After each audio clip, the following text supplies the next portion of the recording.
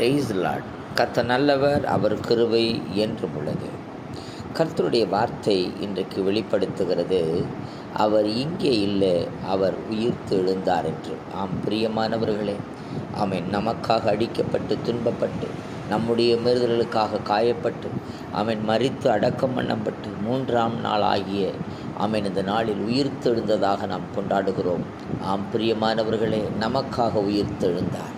ஆமென் சோத்திரம். அந்த உயிர்த்தெழுந்த நாளில் சொல்லப்படுகிற வார்த்தை கல்லறையின் கல் புரட்டப்பட்டது என்று. ஆமென். அப்பொழுது உள்ளே பார்க்கும் பொழுது அவர் அங்கு இல்லை, அவர் உயிர்த்தெழுந்தார்.